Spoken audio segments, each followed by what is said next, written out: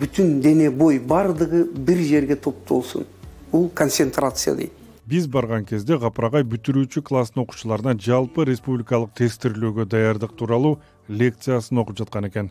Ата алыска кеткен бул эксперименталдык гимназия мектеби Кыргызстандын эң четки айылдарынын биринде, Лейлек районунун Жаштык кыштагында орун алган. Статикалык деген сөздөр жөн эле текстин арасында кетет. 25 жылдыгын белгилеп жаткан мектептин ачылышы экономикалык катаал жылдарга туш келген. 90-жылдары элдин баары базарга чуркаганда тарых мугалими Гапыр Мадаминов мектеп ачууну пландаган. 93-төн баштаганмын, 3 жыл документация даярдаганмын, помещение, оборудование даярдаганмын, лицензия алыш үчүн.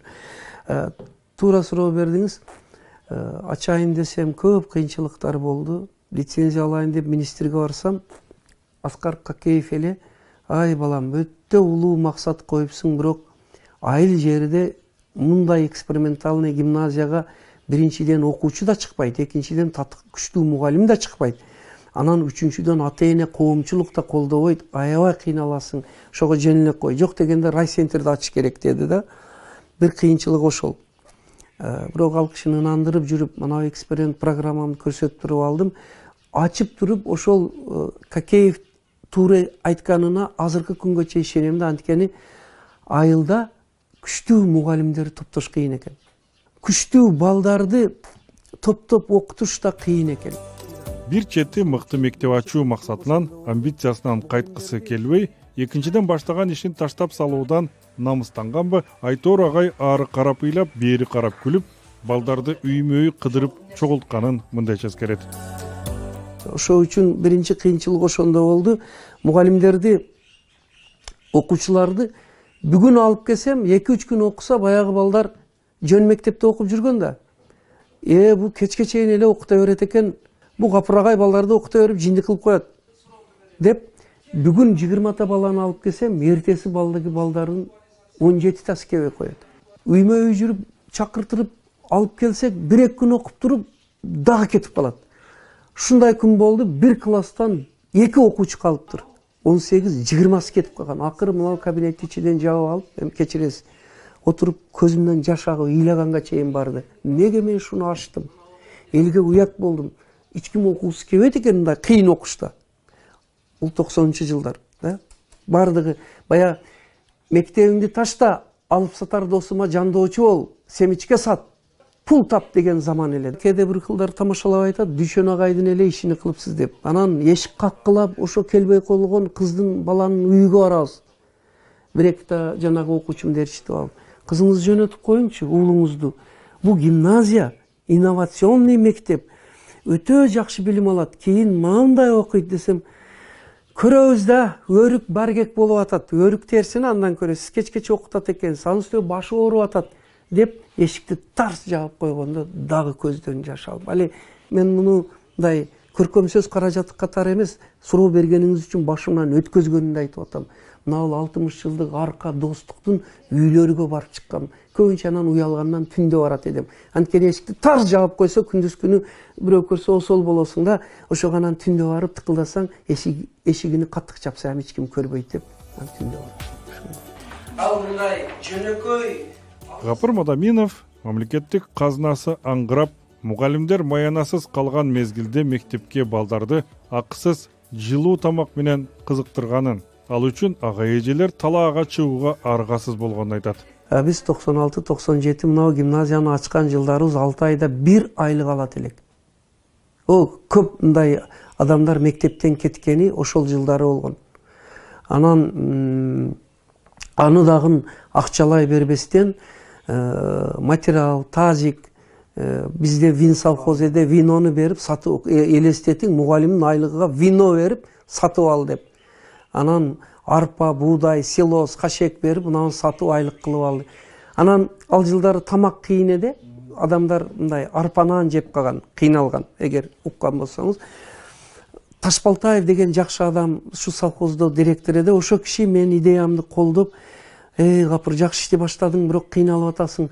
Ошо балдарыңды кызыктырыштын бир жолуну мен айтайын, неме десем, ыстык тамак уюштур келет деди. Анын үчүн эме кылыш керек десем, буудай эк деди. 2 гектар жер берди, Байдыла деген завхозум экөөбүз. Өмүрүмдө мен сүлүктүү шахтердин баласымын, шахтада иштеген адамбыз.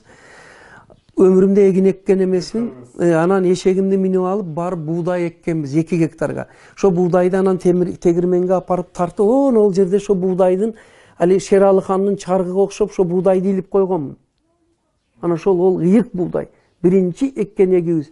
Onu yegip, anan tegirmenге апарып тартып, анан ошонун атала, хамыр кылып, суюгаш кылып берсек, анан ел баягы тамактан кыйналган убак үчүн анан балдарына бере баштады. Ыстык тамакты акысыз кылып бергенибиз үчүн.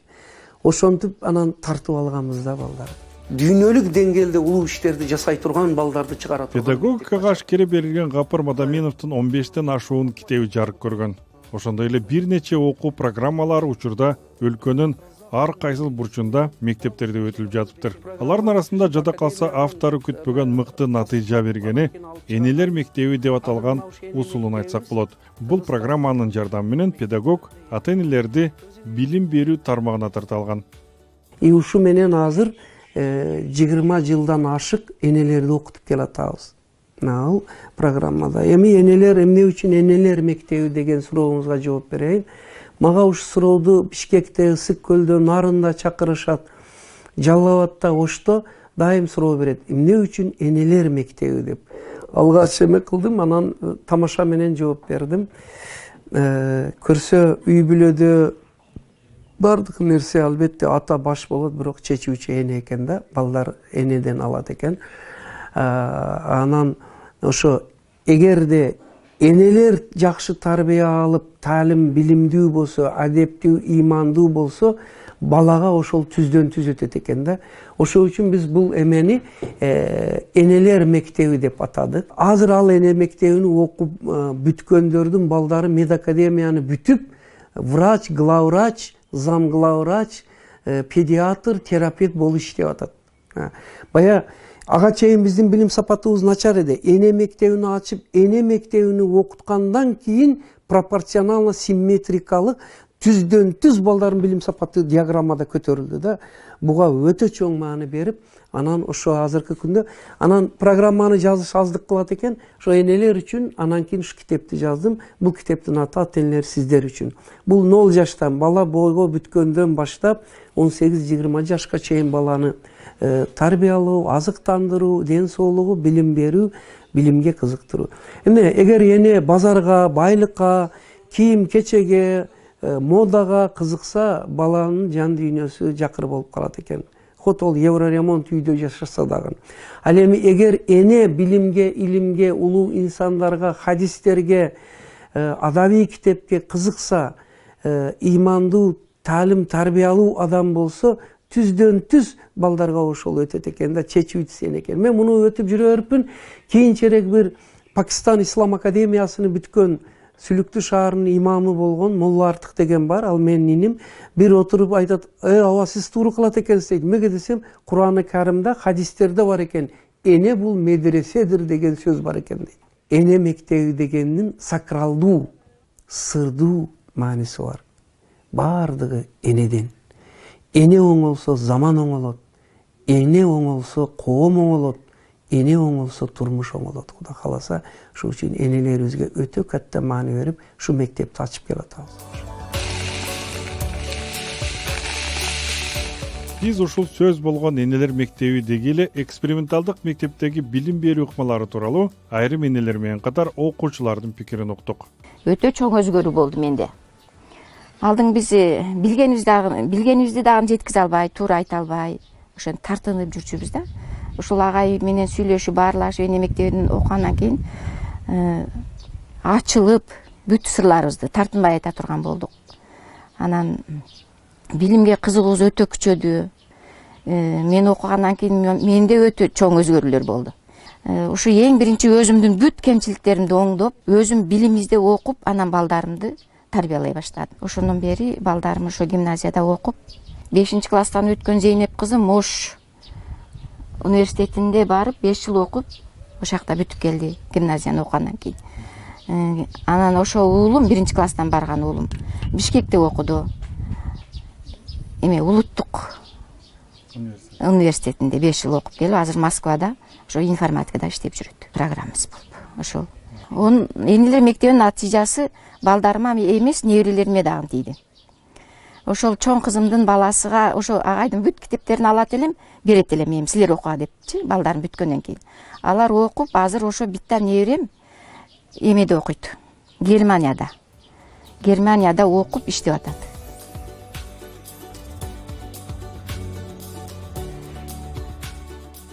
Бетте эң ичиде жакканы бардыгынын ичиде эркиндик. Бетте мисалы үчүн биз азыр мугалимдер менен сабак ичиде сүйлөшүп атканда дагы өзүбүз каалагандай отуруп, каалагандай барлаша беребиз да, эчке менен эркин эле. Кийин эчкелер дагы бизге өзүнүн баласыдай мамиле кылып, анан кийин эгерде мугалимдер бир жагынан өзүнүн тапшырмасы же болбосо өзүнүн иштери көбөйүп калганда биз дагы жардамдашып жүгүрөбүз сабак өткөнгө. Мунун биринчи өзгөчөлүгү мурда бизге жакшы көңүл бурулбайт эле. Мисалы үй бүлөлүк китепканам жок эле. Анан ошо энелер мектебинен кийин эле үйдө мисалы тарбиялоочу аура түзүлдү да. Кандай десе мындай ата энем менин билимиме кызыга баштады да. Мен келечекте ким болушума, келечекте кандай инсан болушума кызыга баштады. Бул мен өзүмдү дагы таң калтырды биринчи. Себеби дегенде алды мен бааларыма дагы кызыкчу эмес.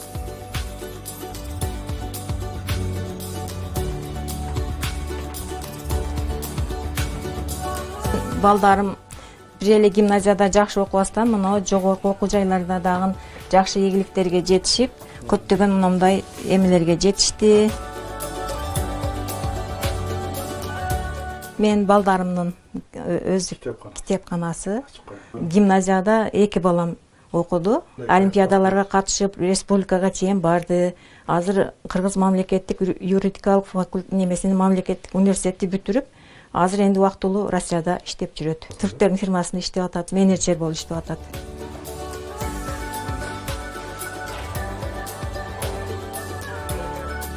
градуска өзгөрдү десем болот. Себеби мен мындай окуудан барсам, эмне жаңылык, бүгүн кандай эме болдуң деп сурап турат да, отчет алып турат менен.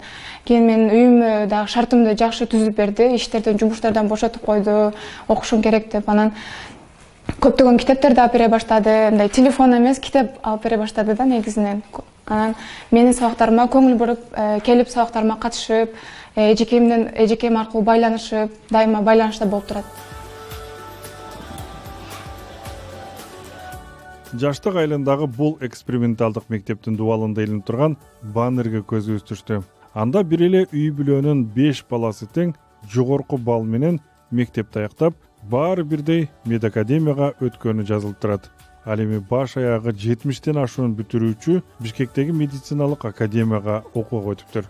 Алардын 90% жупуну үй бүлөлөрдүн балдары экен. Эгер мындан 25 жыл мурда мугалимдер балдарды араң мектепке тартып келишкен болсо, учурда бул мектепке Бишкектен бери окуучулар келип билим алышат. Баткенден келип окуйт, Бишкектен келет, Оштон келгендер бар, Алайдан келип окугандар бар. Анан мына Сүлүктү, Лейлектин бардык айылдарынан 130-180 миң адамдан келип окушат. Анан алгачкы жылдары жатаканабыз бар эди. Кийинчерээк кичине бир проблема болуп, анан экинчиси айтмакчы алыстан келген айылдарга акимге кирип, өкмөткө кирип жүрүп, маршрутка каттатып койгом. Саар жок, мына арка достук саар менен 20 километрда эртең менен саат 8:30 балдарды алып келет, спринтер. Саат 5-те келип алып кетет.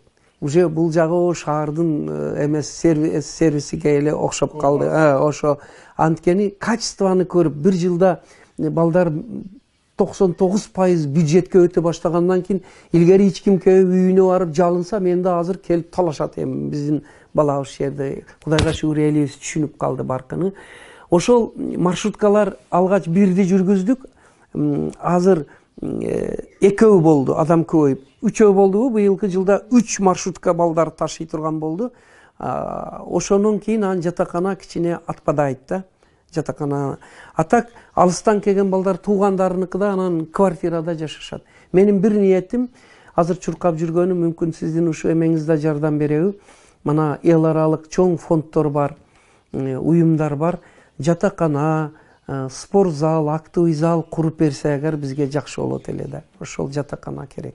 200 орунду жаштык 3 мектеп гимназиясына кабыл алуу сынактын жана маектешүүнүн негизинде жүрөт. Билим берүү акысыз. Олимпиададан 1-2, 3 орунду алганыга баары таң калат. Түрк лицей эмес экен, сапат эмес экен, платный эмес экен, кантип 200 бала окуган, тем более Тажикстан менен границадан келипти. Анын бир эмеси энелердин окуганы. Энелери окуйт. Экинчиси бизде экита жаңы сабак кирген, акыл эмгегин маданияты деген, кругозор деген. Бул башка мектептерде окутулбайт. Аны ошол күчөйтүрөт. Үчүнчүсү биз дүйнөгө эң белгилүү Гарвард, Кембридж, Оксфордтун китептерин алып, олимпиада, билим берүү, ОРТге даярдыкта мына ушулардын котормолгон, мына жазып турат, ушуларды пайдаланабыз. Андан тышкары бир эме дүйнөлүк акыл эстин булагы болгон адамдар Конфуций китебин алганбыз. Аристотель, өзүбүздөн Мухаммед пайгамбарыбыз хадистер мынауларга анан өсөр эл өзүнү сыйлайт деп Абдыкадыр Орозбеков, Жусуп Абдырахманов сыяктуу эле мына Ысқақ Разаковтун ойлору, акыл эси, ошо кишинин жашоо образы менен дагы Разаков таануу сабагыбыз бар. Анан мына жерде бир китебибиз бар. Мына бир китептин ичинде мектепте окутула турган бардык сабак 12 предмет шунун ичинде бар. Мына ушундай күчтүү адабияттардын жардамы менен балдарыбызды окугандыгыбыз үчүн өзүбүз айылда болсок дагы ушул китептердин жардамы менен балдарыбыз дүйнөлүк деңгээлде билим алып, бүгүнкү күндө 61 окуучубуз Америка, Германия, Япония, Турция, Кытайда окуп атат. Бул биз үчүн чоң сыймык. 2 алса дагы мына эжекейлерим завуч экзаменатор, эгер баланын көзү билимге чаңкап турса, бечара алсыз жакыр адамдын балдары болсо, биздин төлөм ошол. Ошол социалдык муктаж үй бүлөнүн балдарыны, анан эң башкысы көзү илимге кызыкса ошону алабыз. Жанагы мына Нарбу эжекейибиз даярдаган 1 жылда 14 медакадемияга өткөн, азыр 71 бала медакадемияда окуп атат. Бюджетте ошолордун 90% жакыр жөнөкөй адамдардын балдары. Алардын энелери ыраазы болуп айтат, Бишкекке медакадемияга эмес, онун контрагы кымбат. 20, 30, 40, 50 миң сом. Биз жол кырага пул таап бермек эмеспиз деп. Ошо биздин бир артыкчылыгыбыз акысыз болгон үчүн ошо адамдарда көп керек. Лейлек районунун Кыргыз-Тажик чек арасында орун алган эң четки жаштык айылында 90-жылдары эксперименталдык гимназия мектебин түптөп, учурданы мыкты билимканалардын катарына кошо алган педагог, Кыргызстандын эмгек сиңирген мугалими Гапар Мадаминов 1958 жылы Сүлүктүү шаарында Көмүр кенчинин үй бүлөсүндө туулган. Өмүрүн педагогика арнаган маектешибиз Тажикстандын Ленинабад мамлекеттик педагогикалык институтун бүтүргөн. Кийин мектептерде мугалим, райондук билим берүү бөлүмүндө методист болуп иштеген. Учурда Ош мамлекеттик университети, Манас Кыргыз-Түрк университети, Ала Тоо университети сыяктуу жогорку окуу жайларында лекцияларды окуп турат. 15тен ашуун мектептин жана усулдардын автору.